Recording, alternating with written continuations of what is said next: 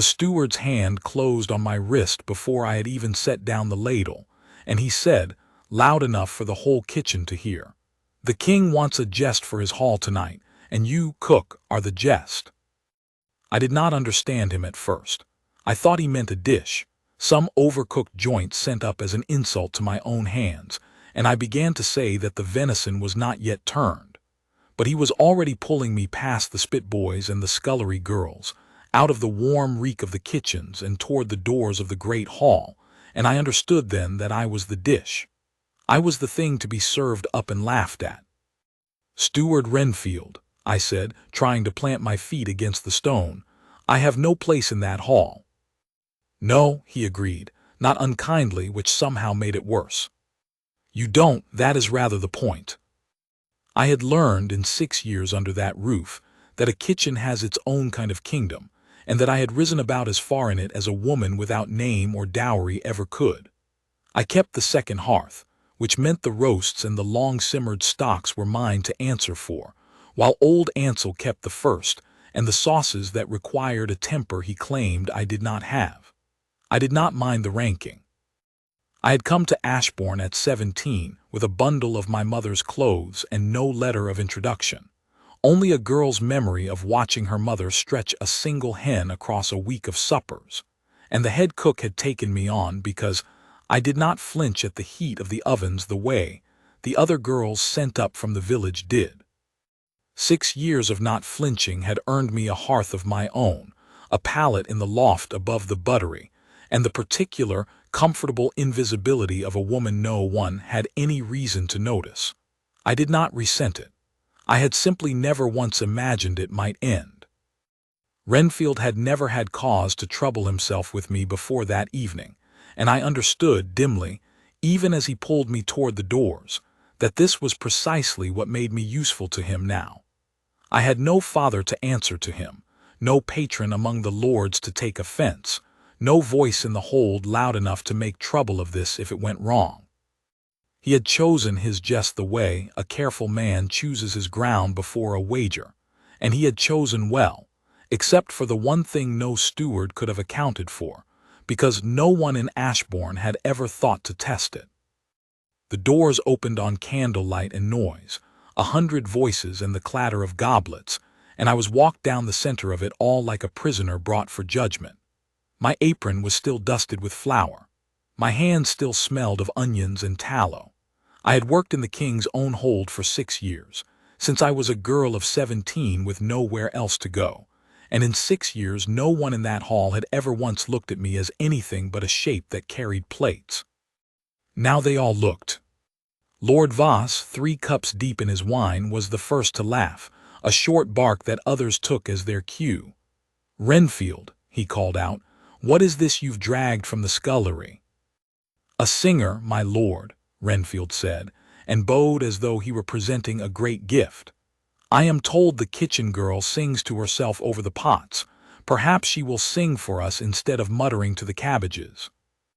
Laughter went round the tables like a struck bell, rising and rising, and I stood in the middle of the rushes with my hands knotted in my apron, and my face burning hotter than any oven I had ever stood before. I searched for somewhere to look that was not a mocking face, and found only the high seat at the end of the hall, where the Alpha King sat with his chin on his fist, watching the room the way he always watched it, as though every jest in it cost him something he could not spend twice. I had served King Caelan wine at 100 feasts, and he had never once said my name, because he had never had cause to learn it. He was not cruel. I want that said plainly, because everything that came after might make it seem otherwise if I do not say it now. He was simply a king, high above the kitchens, and I was simply a woman who filled cups and stayed out of the way of great men's eyes. I had watched him from the edges of 100 such evenings, the way a woman watches whether she has no power over, with a distant, ordinary interest, noting that he ate sparingly and laughed rarely and seemed, for a man who ruled the whole of Ashbourne and commanded the packlords of 3 valleys besides, curiously alone at the center of every crowded room he sat in. I had never once imagined he noticed me in turn. Why would he? I was a shape at the edge of his vision that refilled his cup and withdrew, before he had to acknowledge it. "Sing then," Renfield said to me, and there was iron under the silk of his voice now. "Sing for His Majesty's hall cook. Let us hear what the pots have taught you." Lady Percival, seated near the front in violet silk, put her hand delicately over her mouth as though to stifle a laugh that was already escaping around its edges. "Do let her, steward. I have had rather a dull evening." "As have I," said Lord Voss, refilled cup already halfway to his lips again. "Ashbourne's cooking may be excellent, but I confess I've never once wondered whether it could carry a tune." I could have refused. I turned that thought over even as I stood there. I could refuse, and be dragged back to the kitchens in disgrace, and perhaps dismissed from the hold entirely with no place to go and no coin saved. Or I could sing, and be laughed from the hall just the same, but with my feet under me when I left it. I thought, standing there in the rushes with 100 eyes upon me, of my mother's hands on the washing board, of the particular way she used to straighten her back before she began a verse, as though singing were a kind of labor that required its own posture, its own preparation, no different from lifting a heavy kettle. I found myself straightening my own back the same way, without quite deciding to, and I do not know now whether it was memory or something older than memory that steadied me in that moment, but it steadied me all the same. So I chose the second shame, because at least it let me choose something. I did not know what song to give them. My mother had sung an old one to me before she died, a working song from the river villages, about a woman who waited through a long winter for a man who did not come home until the ice broke, and I had no other song ready in my throat, so I gave them that one, low at first, because my voice was shaking and I did not trust it to be louder. The first line came out thin, someone near the front tittered. But the second line steadied, because that is how singing works, I have found. You must simply survive the first note, and the second one arrives more willing to help you. My voice found the shape of the old melody and settled into it the way a hand finds a well-worn tool, and I stopped hearing the room and started hearing only the song, the woman on the riverbank, the ice, the long waiting. I sang of how she rose before dawn to watch the water for the first crack of thaw, how she counted the days not by the calendar the priests kept, but by the particular gray of the sky at first light, how the village women told her to stop hoping, and she told them each time that hope was not a thing she had chosen, and so was not a thing she could unchoose. It was a simple song. My mother had sung it over the washing, over the mending, over my small childhood fevers, and I had never once sung it for anyone but myself, in the dim hour before the kitchens woke, when I believed the clatter of banked coals covered my voice well enough that no one troubled to listen. I did not see it happen. I only felt the hall begin to change around me, the laughter thinning into something else, and when I dared to lift my eyes I saw that Lord Voss's cup had stopped halfway to his mouth, and Renfield's triumphant little smile had gone crooked and uncertain at its edges. Lady Percival had lowered her hand from her mouth entirely, and there was nothing left in her face that resembled the amusement she had promised herself a moment before. And I saw the king rise. He did not rise the way a man rises to leave, or to call for silence, or to end an entertainment that displeased him. He rose the way a man comes up out of deep water when he has finally heard, after a lifetime of listening to lesser sounds, the one note he was always meant to answer. I felt it before I understood what I was feeling, a warmth low in my chest that had no business being there, sudden and rooted, like a hearth lit in a room I had thought had no chimney. It did not startle me into silence. If anything, it seemed to feed the song, so that the next line came out truer than the ones before it. He came down from the high seat and into the hall, and the hall came apart around him, the way water comes apart around a prow. Men who had been laughing a breath ago now sat with their mouths half open, their wine forgotten, watching their king cross the length of his own great room toward a cook in a flowered apron. Somewhere behind him, A hound that had been dozing beneath the high table lifted its head and let out a single low sound, not quite a whine, not quite a greeting, as though it too had felt something shift in the air of the hall and wished to remark upon it. No one moved to quiet it. No one, I think, trusted their own voice enough in that moment to command anything at all. "Your Majesty," Renfield began, already reaching for some way to reclaim the moment as his own doing, some way to say he had meant this all along. Kalen did not look at him. I have turned that over many times since, how a king can silence a man simply by declining to spend a glance on him, but that is what happened. Renfield's words died somewhere between his throat and the air. I stopped singing. I could not have finished the verse if the hall had been on fire around me, because the King of Ashbourne was standing in front of me now, close enough that I could see the candlelight catching gold in eyes that were, up close, not merely royal but tired in a way no one in that hall ever guessed at, and startled, and something else beneath the startlement that I did not yet have a name for. "Say that again," he said, quietly, not a command, almost a request which frightened me more than any command would have. "Say what, Your Majesty?" "Your name." I find I have never asked it, and I find just now that I cannot account for that. "Marin," I said. "I am called Marin. I keep the second hearth in the kitchens." "Marin." He said it the way a man tests the weight of a coin he suspects is gold beneath the grime. Then he took my hand, not seized it, not the way Renfield had seized my wrist an hour before, but took it the way one takes something offered, slow enough that I could have pulled away and he would have let me.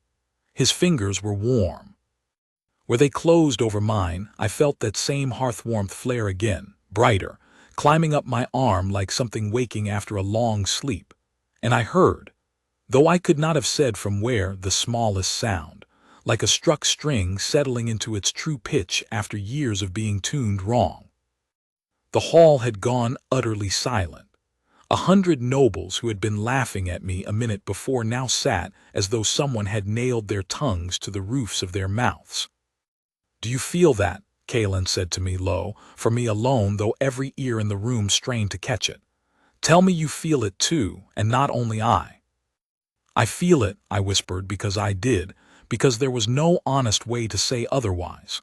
The warmth had not faded. If anything, it had begun to hum, low and constant, like a bee caught in a cupped hand. "I don't know what it is." "It is the bond," he said, and something moved across his face that I had never once seen there in 6 years of pouring his wine, a kind of wonder that looked almost like grief, as if he were mourning all the years he had sat in that high seat not knowing I stood beneath it. I had begun to believe it was a tale my grandfather told to comfort himself. I had stopped hoping for it. "And you were carrying it past me on a serving tray for 6 years, and I never once—" He stopped himself, and I watched him decide not to finish that sentence, not in front of the hall. Somewhere to my left, a voice I did not yet know cut through the hush, a young lord near the second table, one of the northern cousins come down for the season, who had clearly decided the silence had gone on a beat too long for his comfort. "Your Majesty," he said, half rising, "surely you cannot mean to make a matter of state out of a kitchen girl's parlor song. The bond is not proven by a verse and a swooning hall. Any woman with a passable voice might." "Might what?" Kalen said, and though his voice did not rise, something underneath it did. Some current that made the candle flames along the near wall gutter as though a door had opened somewhere unseen. "Finish the thought, Lord Aldous, so that I know precisely what you believe my mate capable of counterfeiting." Lord Aldous did not finish the thought. He sat back down instead, rather quickly, and reached for his cup with a hand that was not entirely steady, and said nothing further for the remainder of the feast. "Your Majesty," Renfield tried again, smaller this time, "I meant no true harm. It was only a jest to lighten the—" "I know what it was meant to be," Kalen said, and now he did look at him briefly, and it was not a look of fury. It was worse than fury in a way because it held no heat at all, only a kind of distant, final assessment, the way a man looks at a fence post to see whether it will need replacing before winter. We will speak of jests another time, Renfield. Not tonight. He turned back to me before the steward could answer, and something in his face gentled entirely, all the iron gone out of it. You were dragged in here to be shamed, he said, quiet enough that it felt like it belonged only to the two of us, though I knew every soul in the hall was hearing it. I will not add my own name to that list of wrongs by keeping you standing here as though you are still on display. Will you sit, not below the salt, beside me? I looked down at my apron, at the flour still ground into the creases of my knuckles, at hands that had never once touched the fine cloth at the high table. I am not dressed for your table, my lord. You are dressed exactly as you were an hour ago, when you had never once wronged anyone in this hall, he said. It is the rest of us who ought to be ashamed of our clothes tonight, not you of yours. I do not remember deciding to walk beside him. I remember only that my hand was still inside his, and that the warmth between us had not lessened, and that when I looked up at the tables I no longer saw laughing faces but lowered ones. Lord Voss studying his own cup, as though it had suddenly become the most interesting object in Ashbourne, Renfield standing very still with his hands folded in front of him like a man at a funeral he had not expected to attend. We reached the high seat, and Caelan drew out the chair beside his own, his mother's old chair, I would learn later, empty at every feast since her death and never once offered to another soul, and he did not sit until I had. A servant I recognized from the buttery, a girl named Atha who had shared my loft above the ovens for 3 winters, set a plate before me with hands that trembled so badly the fork rattled against the rim, and would not meet my eyes even when I whispered her name to thank her. I understood. An hour before, we had been the same shape in that hall, and now some invisible wall had gone up between us that neither of us had built, and neither of us yet knew how to speak across. They will say I have lost my senses, he said, low, almost amused, once the hall's noise had crept back to something like its ordinary murmur, though quieter than before, more careful. Raising a cook to the high table over a song. They will say worse than that before the week is out, I said, because it was true, and I did not think a king wanted to be lied to, not by me, not on the first night I had ever truly spoken to him. Let them, he said. I have spent 9 years listening to what this hall says I should want. Tonight I discover I have wanted only one true thing all along, and I find I am done asking anyone's leave for it. He turned his hand over beneath mine, so that our palms met instead, and the warmth there deepened into something steadier, something that felt less like a spark now and more like a low fire that intended to keep burning. Will you finish your song for me, Marin? Not for the hall. For me. I looked at him, at the King of Ashbourne, who an hour ago had been a distant shape at the end of a room I only ever crossed with a tray in my hands, and who now sat close enough that I could see he had a small white scar through one eyebrow, the kind of thing you only ever notice about a person once you have been given permission to look. And I found that my voice, which had shaken so badly at the start of the evening, came steady now. I only know the one verse by heart, I admitted. My mother never taught me the ending. She died before she could. Then we will have to discover the ending together, Caelan said, seeing as I find I am no longer willing to let this story end anywhere I am not standing beside you. I did not sing again that night. It was enough, I think, for both of us, to simply sit at that long table with our hands joined beneath its edge, where the candlelight could not quite reach, while around us 100 nobles who had come to watch a jest slowly remembered how to eat their supper, and did not look at either of us again for the rest of the evening. When at last the hall began to empty, Caelan walked me back to the kitchens himself, which no king of Ashbourne had ever done for any servant in living memory, and the two of us stood a moment in the doorway between the warm dark of the ovens and the receding candlelight of the hall, neither of us quite ready to close the distance of even that threshold between one life and the next. I do not know what happens tomorrow, he admitted, and there was something almost boyish in the confession, startling to hear from a man who commanded 3 valleys of pack lords. I have never once had to plan for being happy. I have only ever planned for duty and threat, and the small disasters of a hold this size. I find I have no notion how a man is meant to court a woman he has already recognized down to the bone. Then perhaps you begin the ordinary way, I said, and ask whether you might call on me again tomorrow, the way any man might ask any woman, bond or no bond. He looked at me as though I had solved some riddle that had troubled him for years. May I call on you tomorrow, Marin? You may, I said, and went into my cold loft smiling in a way I had not done since I was a girl who still believed her mother would live to teach her the rest of the song. He came the next day, and the day after that, and I found there was a particular pleasure in watching a king learn the ordinary rhythms of courtship, as though he were assembling them from instructions half remembered from someone else's life. The first day he brought me nothing, because he said he had not wanted to presume, and stood in the kitchen doorway asking Ansel a great many earnest questions about stock and seasoning that Ansel answered with visible bewilderment, plainly unsure whether he was meant to be flattered or afraid. The second day he brought a sprig of rosemary from his own garden wall, apologizing for its plainness before I could tell him that rosemary was, in fact, exactly the sort of gift a cook could love best, since it meant he had thought of what I valued rather than what a court would expect a king to give. By the third day he had stopped standing in doorways at all, and simply came and sat on the low stool by the second hearth while I worked, a king in Ashbourne's oldest chair-crooked seat, watching me turn a joint of mutton with the same unhurried attention he had once given the movements of his council. I asked him, that third day, why he did not simply summon me to some finer room, sparing us both the strangeness of a king perched among the pot hooks, and he said that he had spent his whole life being brought things in fine rooms, and had never yet learned anything true about a person that way, that a woman's hands over her own hearth told him more of her in an hour than 100 formal audiences ever could. You watch me work the way other men watch a hunt, I told him once, not unkindly, and he laughed a real laugh, low and startled out of him, as though it surprised even himself to find it there. Perhaps I do, he said. I have hunted since I was a boy of 10.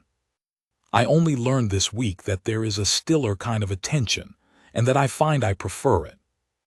It was on one of those quiet kitchen evenings, a week or more after the feast, that he first told me of his mother, who had died when he was 17, and left him a hold to run, and a hall full of lords who had each privately decided they knew better than a grieving boy how Ashbourne ought to be governed.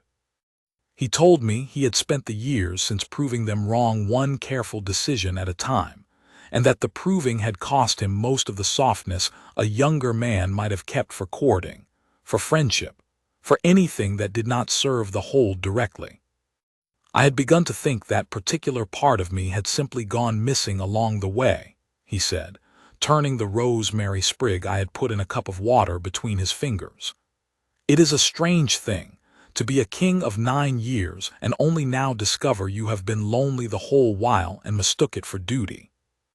I told him in turn of my own mother, of the winter fever that had taken her before she was 40, of the 7 years I had spent since learning to be a woman who needed no one, because needing had only ever been answered, in my short life, with loss. I did not think I was waiting for anything, I admitted. I thought I had simply arranged my life so there was nothing left to wait for. And now, he asked. Now I find the waiting was never the trouble, I said.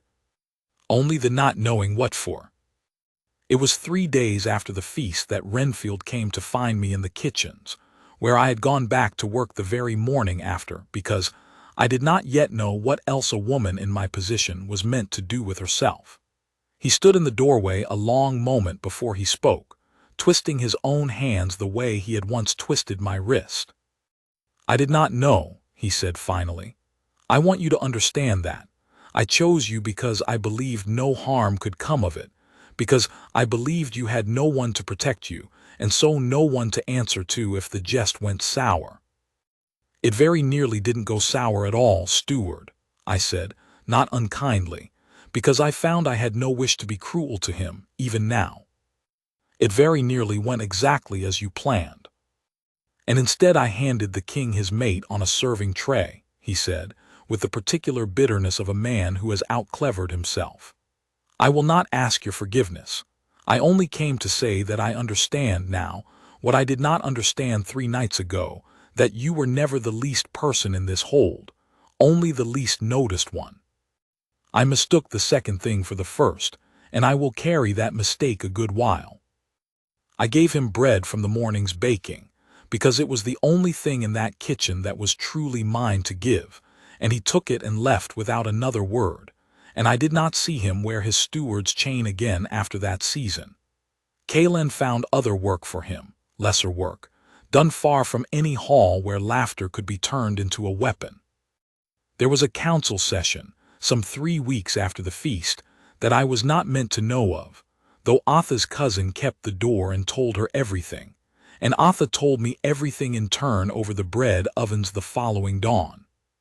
3 of the elder packlords had come before Kalen to ask, with as much delicacy as men of their rank could manage, whether he intended to make the matter of the kitchen woman formal, and if so, whether he had considered how the pack's oldest families would receive a queen with no lands, no lineage, and no dowry beyond a single old song. I am told, Kalen said to me that evening, recounting it with the particular weariness of a man who had spent the day being reasonable to people who did not deserve the effort, that Ashbourne has stood 400 years on careful marriages between careful houses, and that I owe the hold a queen who strengthens some alliance or another, rather than one who simply happens to be the other half of my own bond. And what did you tell them? I asked, though I thought I already knew. I told them that Ashbourne has also stood 400 years without ever once producing a true bond within its own walls, not in any chronicle I have read, and that I did not intend to be the first king in 4 centuries foolish enough to trade that for a treaty with the river lords, who cannot even agree among themselves on the price of salt. He took my hand as he said it, turning it over the way he so often did, tracing the calluses the ladles and knife handles had put there over 6 years, as though each one were a small mark of honor rather than a thing to be softened away. They will come around, Marin, or they will not, and either way I find the matter settled already, in the one place that has ever mattered to me. I did not tell him, that evening, how much it cost me to hear a king speak so plainly of choosing me over 400 years of careful houses. I only held his hand back, and let the warmth between us say the rest of it, since it had always been better at saying such things than I was. There were smaller battles, too, ones that never reached any council chamber, fought instead in the narrow places where a kitchen woman's ignorance of court life could be made to look like a failing, rather than simply an absence of teaching. Lady Percival, still smarting from her own laughter at the feast, and unwilling to admit it had cost her anything, took to correcting me in front of others, the proper fork, the proper form of address for a visiting lord, the proper way to hold my hands when I sat at the high table so that the calluses did not show. I bore it for a time, because I did not wish to seem thin-skinned before a woman who had, after all, only laughed once and never dragged me anywhere by the wrist. It was Kalen who noticed before I said a word of it, because the warmth between us carried more than either of us had first understood. Not only joy, I came to learn, but small hurts too, the ordinary weather of a day, so that he would sometimes go still in the middle of a council matter, and ask me later what had pinched at me that afternoon near the 3rd hour. When I told him of Lady Percival's corrections, he did not storm to her chambers or strip her of her place at his table, which I think surprised me more than any anger would have. "You do not need my temper spent on her," he said instead. "You need only my trust spent on you, which you already have. Wear your hands as they are." They fed this hold for 6 years before anyone at that table thought to notice you, and I will not have you taught to be ashamed of the very thing that first told me who you were. I did stop hiding my hands after that, and if Lady Percival noticed that her lessons had lost their sting, she was too proud a woman to let it show. Though she did, in later years, become one of the steadier friends I found among the Hold's old families, once she had finally set down whatever it was in herself that laughter had been covering for. There was, too, the matter of simply learning to walk through my own life without flinching at the size of it. I had spent 6 years learning the particular geography of the kitchens, which flagstone by the second hearth wobbled underfoot, which shelf in the buttery held the good salt and which the coarse, how far a girl could lean over the great cauldron before her sleeve caught the flame. And I found, in the weeks after the feast, that I had to learn an entirely different Hold from the beginning, one with corridors that ran 3 times the length of any I had known, and doors that opened onto rooms I had no name for. Kalen walked those corridors with me himself more evenings than not, unhurried, naming each room the way a patient man names constellations for a child who has only ever looked at the ground. He never once made me feel foolish for not knowing what a solar was, or why the East Tower kept its own separate stair. And when I asked him why he took such care over lessons that any steward's clerk could have given me in an afternoon, he told me that he did not want my first true memories of that Hold to belong to anyone's voice but his own. It was during one of those slow walks, past the long gallery where generations of Ashbourne's queens looked down from their frames with the same painted, patient faces, that I asked him what he thought his mother would have made of me. He stopped before her portrait a long while before answering, a dark-haired woman with Kalen's own steady eyes, painted in a gown far finer than anything I owned or ever would. "She would have liked that you did not flinch," he said at last. "She used to say the whole trouble with this Hold's old families was that they had forgotten what real work felt like in the hands, and that a house forgets its own strength the same way a body does, through disuse. I think she would have taken one look at your hands and known everything she needed to know." I did not weep in front of him, though it was a near thing, and he did not press me to, only stood beside me a while longer before the portrait, letting the quiet do what neither of us had words for yet. Lord Aldous did not let the matter rest so easily as Renfield had. Word reached me through Atha, who had by then decided I was still the same woman she had known in the loft, and had taken to bringing me gossip along with my morning bread, that he had gone about the Hold in the weeks after the feast murmuring that a bond could be feigned, that a king lonely enough might mistake a fine voice and a moment's fever for something older and truer than either, and that Ashbourne deserved a queen bred to the seat, not one plucked from beside the ovens. I might have let it wound me, except that Kalen brought me, one gray morning some weeks later, out past the kennels to the low stone wall where the Hold's wolves ran when they were not needed for hunting or for war, not men in that shape.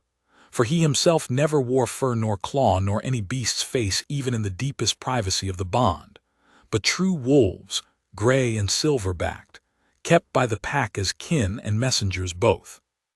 The oldest living memory of what the pack magic had once been, before it settled into blood and oath, and the mark instead.